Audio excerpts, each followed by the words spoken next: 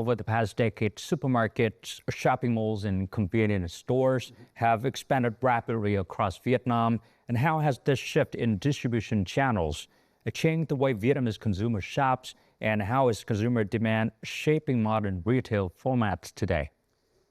So depending on the retail category, so if you look at supermarkets, for example, I think it's very noticeable that the rise and the increase in the amount of supermarkets, the quality of products and the variety of products that they're stocking, has greatly increased if we look at, the last 5 to 10 years, for example. I think it's safe to say that Vietnamese households have changed the way they're shopping, perhaps more of a weekly shop rather than a daily food shop. So I think the supermarkets, there's a huge growth story yet to be told. We're mainly seeing this in Hanoi, Ho Chi Minh City, and other key cities, but there's a huge growth segment across the rest of the country, and we can see that in many of the other cities really starting to develop. If we look at shopping malls, there's been a huge development in the quality and quantity of shopping malls in the key cities, Hanoi, Ho Chi Minh City, into the secondary cities, and across the variety of provinces. We can see recently in Hanoi with, for example, the Lotte Mall in Westlake, probably one of the best malls across the country now, been very well received. Whereas, a year or so before opening, people might have questioned whether that size mall would have worked in that location. So I think there's a growing familiarity from consumers, whether it's the younger generations, but also the older generations as well are adjusting their shopping habits, adjusting how they spend time and money, and realizing that the convenience is there for them. It's not sometimes, traditional methods are good, but there's sometimes things are there to improve their health and safety, improve their convenience, and save them money. Now looking forward 2026, what will define successful retailers in Vietnam? Skill, speed, technology, or consumer trust? Yeah, yes is the answer.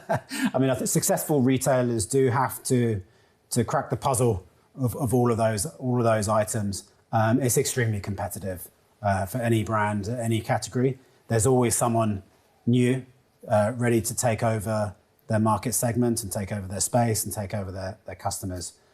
This could be brands developing in Vietnam, or it could be a regional brand.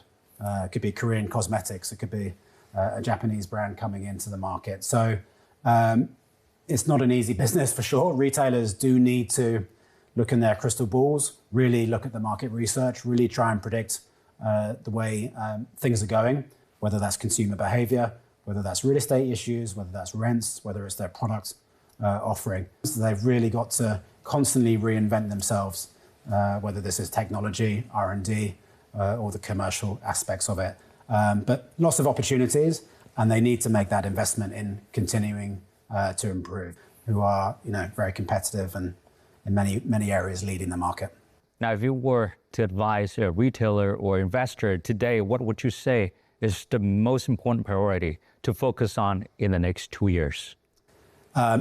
Speed, access to markets. We're in a very strong, consumer confidence is there. We saw the numbers about the growth in the retail market. That's going to continue, I'm sure, I hope. But speed and access to markets.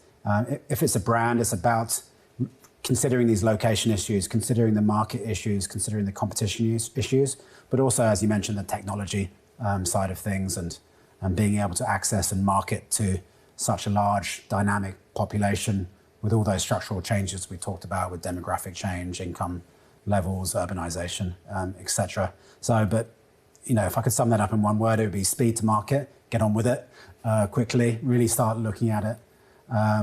For retail developers, retail development, takes a bit longer, so there is a lag time. But they are actively looking at it. But that's very much about access to land, new areas of the city. I mean, this is being driven very much by infrastructure investment, which is the government's been. There's huge amounts of investment into hard and soft infrastructure. There's plenty of opportunities in new areas and new locations. Once again, thank you for being here with us today. Thank you for having me. It's been a pleasure.